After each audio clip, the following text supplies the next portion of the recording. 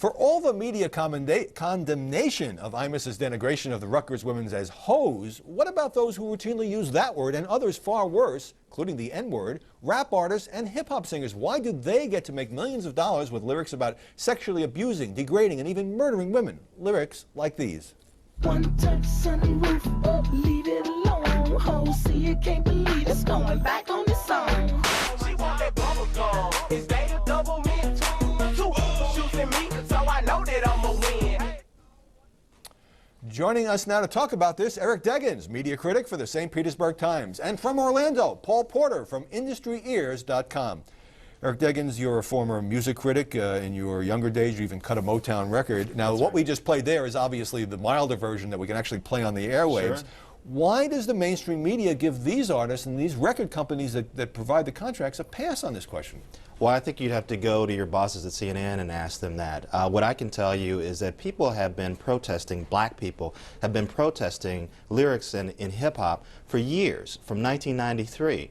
The tip drill video that you showed part of, women at a black college in Atlanta got together and protested when Nelly was going to come to the area because they objected to the language. But protesting with the same kind of intensity that we've seen over the last week in the Imus protest? The reason the intensity is more is because CNN and Fox News and MSNBC and the Today Show and Good Morning America, everybody covered it.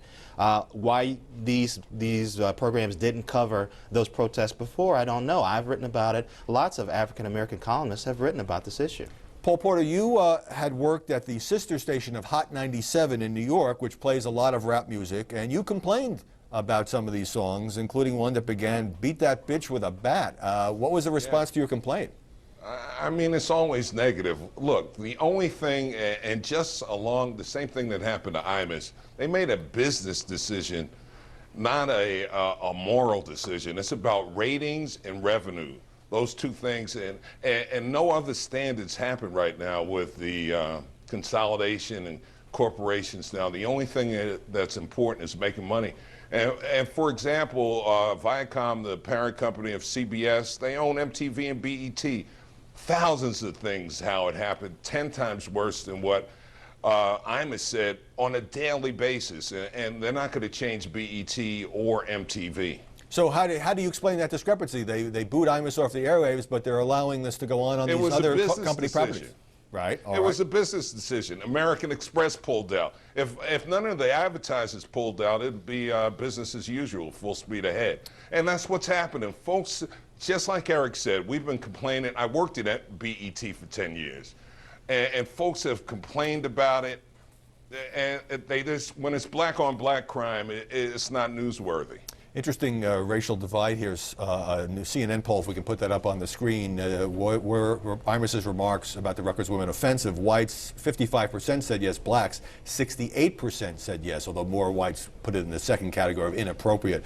Eric Deggans, it does seem, though, that there's sort of a double standard. You know, some black artists can talk about bitches and hoes, but if a white broadcaster says it, he's run out of town. Well, one other thing I'd say is that there are some very unique sort of third rails in American society, and one of them is white power dominating black powerlessness. This is something that we chew over in all sorts of venues. We're trying to come to terms with hundreds of years of sort of oppression, and so I think these issues take on a new resonance. So there's an extra sting, when a white person is denigrating a whole class of black women as hoes, it's not the same, in your view, as when it comes from somebody in the black entertainment community. I think it impacts society differently, and I think we react differently, and I think everybody cares differently. And I think it's obvious when you see the reaction to the Imus situation versus seeing the way in which the same civil rights leaders, Jesse Jackson and Al Sharpton and NABJ, we've tried to call people's attention to concerns about hip-hop, and we don't get the same response from the mainstream media or from mainstream society. NABJ, of course, the National Association of Black Journalists. Paul Porter,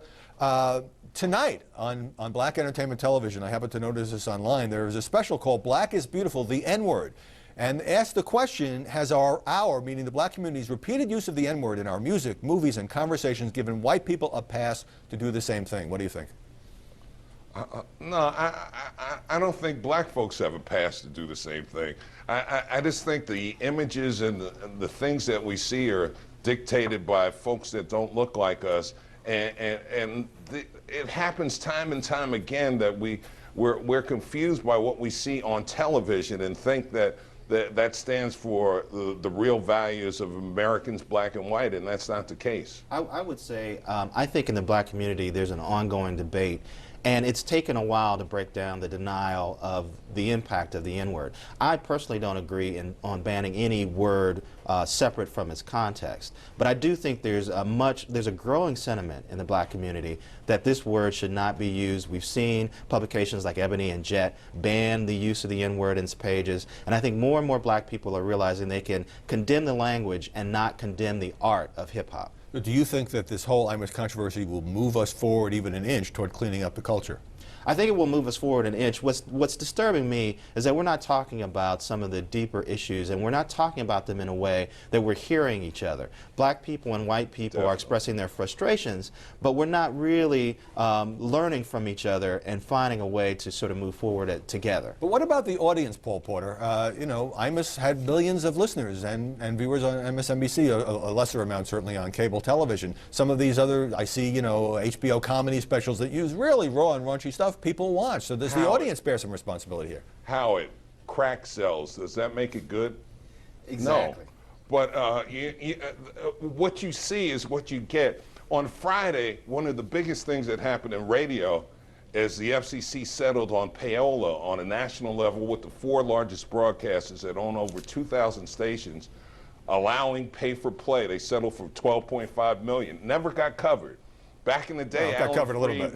Can I break in real quick and say one thing, which is that stereotypes are very seductive. We would not indulge them if they weren't. They're often funny, they're often entertaining. That doesn't make them right. I've got 15 seconds. CNN, Fox, MSNBC, Primetime, Larry Anderson, Paula, Keith, O'Reilly, Chris, not a single African-American host. What does that say? What it says is that these channels need to get right with diversity. They need to make it a priority. They need to develop new talent. They need to promote more people, and we'll have less problems. And we need to wrap. Paul Porter, Eric Deggans, thanks for joining us. Up next, what are the boundaries of political comedy on the air, and are they different if you're black and white? Stephanie Miller and Roland Martin after the break.